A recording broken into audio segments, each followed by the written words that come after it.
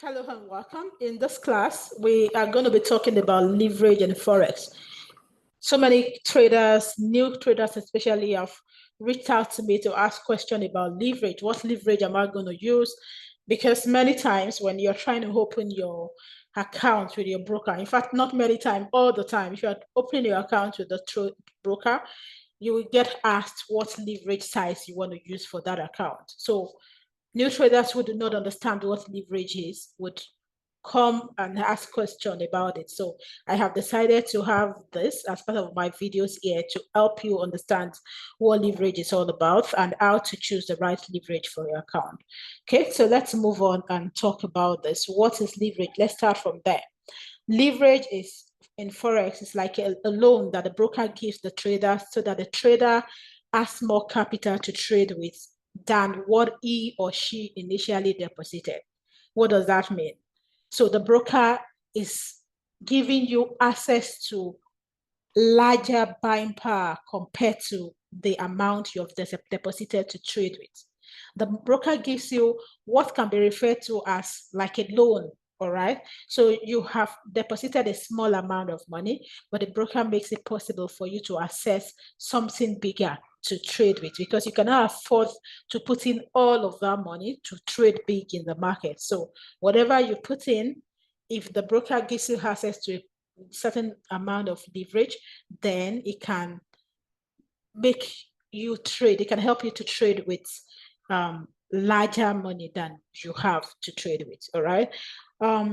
And from the pictorial illustration I have on the screen, you would see that I put this as deposit. Look at how small the size of the deposit is compared to the buying power. So what gives you that buying power? It is the leverage that you are having access to your broker. All right. And this leverage is usually represented in form of ratio. So you have 1:50, 1:100, 1:1000, 1:2. All right. What does this mean? What does each of them mean? So now look at this example I have on the screen. This is $1,000 deposit. So say you are depositing $1,000 as the amount you want to trade with, and you are accessing a leverage of 1:100. So your broker is giving you access to 1:100 leverage. What does that mean?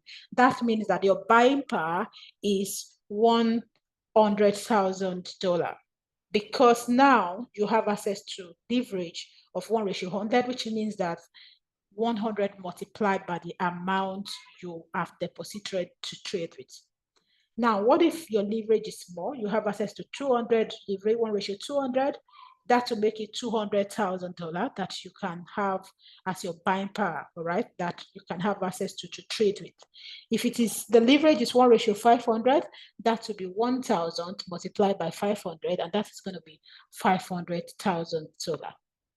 Amazing, isn't it? Now, does this mean that you're going to see this in your balance, all right? That your balance automatically becomes $500,000 because you are having access to a leverage of 1:500 and you've deposited $1,000. No, it's not going to be reflected in the balance in your account. But what you would be able to do is being able to trade bigger size than you would have been able to trade if you do not have access to leverage. All right. Now, one thing you need to understand that would guide you in picking the right leverage size for your account is that leverage is a two-edged sword. All right. You're going to hear that a lot in the market. It says two-edged sword. And what that means is that it can increase your risk if you are taking too high leverage for your accounts. It can increase the risk that you are exposing your account to. We are risk managers as traders, and we cannot entirely run away from risk, right? But you want to also learn to manage your risk right and take the right kind of risk that is fine for your risk appetite. So this is an example that would help you understand this better. Say there are two traders, trader A and trader B. Trader A and trader B both are depositing as their initial deposit the equity that they want to trade with, $10,000 each. Now, if trader A is taking 50:1 leverage, that means that 50 times the $10,000 is accessing. is depositing as his initial deposit. And that means that he has access to, or his buying power has now increased to $500,000. All right. If trader B, on the other hand, says, I am fine with just 1:5 leverage, meaning that 5 times his initial deposit. And in such case, his buying power is $50,000. So now let's assume that two of them are taking a particular trade and they are using their full leverage on that trade.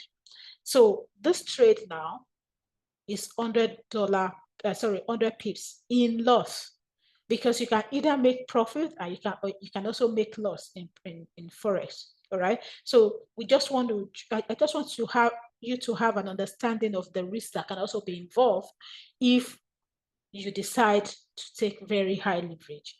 Now, so I'm going to give an example.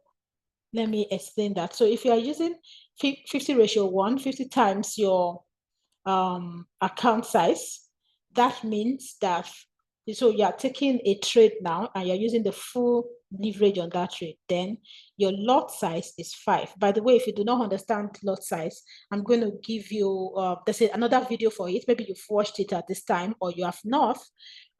You would see a video when you're done with this one. There's another video on lot size that can help you fully understand what I mean when I'm talking about lot size, especially if you are new to the market.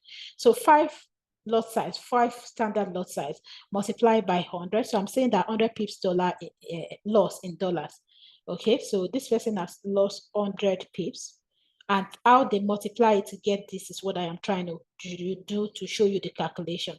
Multiply by 10. What is 10? The pip value. So say that we are trading a currency pair like Euro USD, GBP USD, where the USD is a quote currency, and you are trading the dollar-based account. Okay, so in that case, $10 is your pip value. All right, so now what is the when you multiply this, what do you get?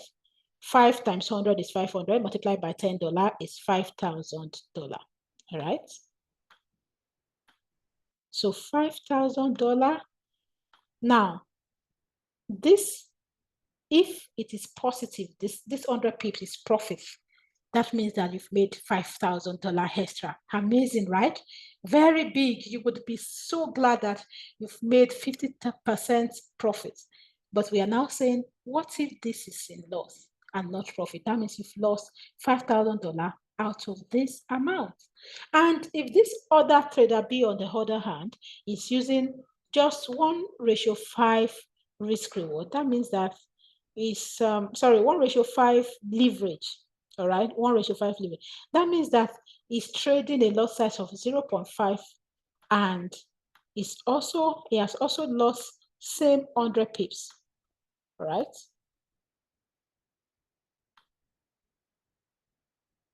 Sorry, don't mind my handwriting here. Times 10. Okay. So that is going to give in dollar how much? $500. So this one has lost $5,000. This one has lost $500. What happens? His equity has reduced by 50%. This one's equity has reduced by 5%. And what happens? The remaining balance, the balance of the equity is remaining $5,000. This one is remaining $9,500. 95% of his account is still waiting for him. He can still trade tomorrow and make the 5% back. Now, for you to make 50% back when you have lost them, you may have to grow the account by 100%. That means that you have to grow 50,000 by another 50,000 for it to go back to the 10,000 that it was initially. But this person has to grow $9,500 by just 500. All right, maybe like 10%, about 10%, less than that actually. 9,500 for it to make $500 back. It's less than 5%, right? Let's do the calculation of that.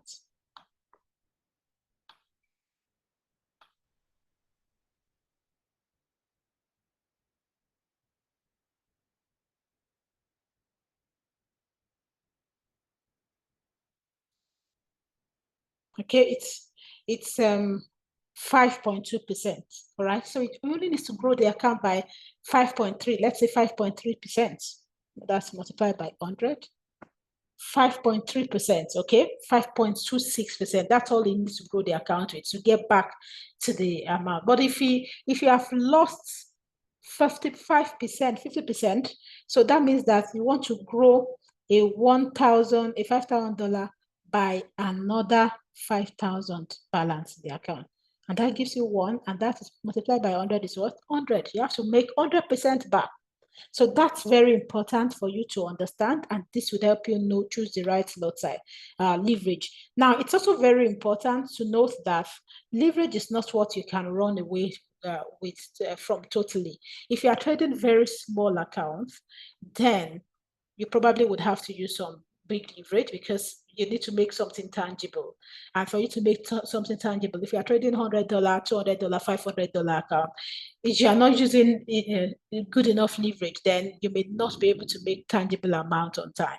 That's why leverage is also still important, all right? But if you have sizable account, you're trading like $100,000 account, $50,000 account, $200,000 account or more, of course, you have to reduce the leverage size that you're going to use, okay? You have to use something reasonable or small enough so that you do not lose too big of that account. And it's also going to depend at the end of the day on your risk appetite. So you want to understand that as well, that your risk appetite has to also be considered. We cannot totally run away from risk. As traders, every successful trader that you're going to see is a good risk manager, all right? You would learn to manage risk, not like you're going to run away with it from it, because trading itself requires risk. So you can't run away from it 100%. You only just want to be sure that you're here on the medium level of risk. You're not taking too much risk. You're not totally not taking risk at all. So that's what it means. Thank you for joining me on this class. See you in the next class.